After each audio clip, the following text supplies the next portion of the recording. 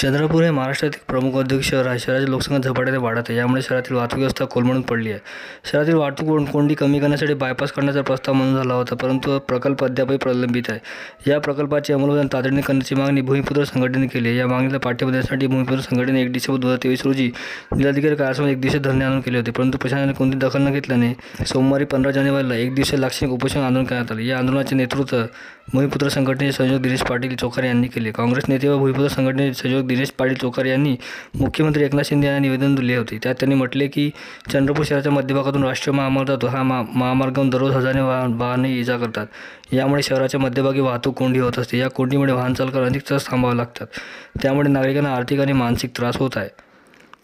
चंद्रपूर शहराच्या बाहेरून बायपास काढण्याचा प्रस्ताव मंजूर झाला होता, परंतु अद्यापही या प्रकल्पाची अंमलबजावणी सुरू झाली नाही. बायपास रस्ता झाल्यास शहरातील वाहतूक कोंडी कमी होण्यास मदत होईल. यामुळे नागरिकांना वाहतूक कोंडीचा त्रास होणार नाही, तसेच शहराची वाहतूक व्यवस्था सुव्यवस्थित होईल. बऱ्याच दिवसापासून बायपासचा मुद्दा प्रलंबित आहे. मागच्या वेळेस आम्ही धरणे आंदोलन केलं होतं.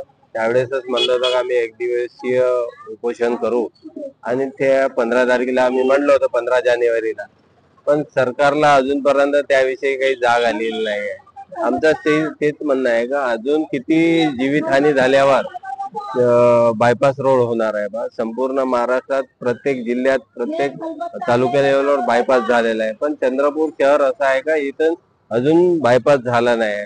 पण आम्हाला पालकमंत्री आणि सरकारला तेच विनंती करायला चंद्रपुरात अजून किती जीव जातपर्यंत आपण बायपास रोड करणार नाही.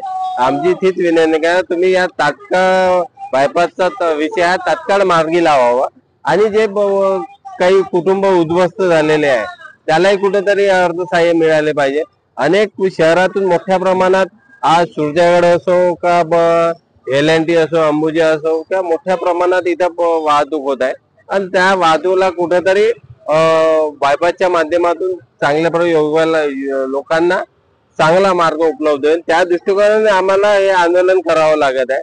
आज पालकमंत्री महोदय इथून जातात पण लक्ष देत नाही. आज त्यांच्याकडे सत्ता आहे आणि स्वतःला विकास पुरुष म्हणून घेत आहे आणि या जो बायपासचा रोड प्रलंबित आहे त्यांनी तात्काळ याच्यावर लक्ष देऊन मार्गी लागला पाहिजे आणि सतत जर आम्ही त्यांना जर भुलत असेल तर आम्ही सतत आठवण करून देऊ, अनेक प्रकारे आंदोलन करू.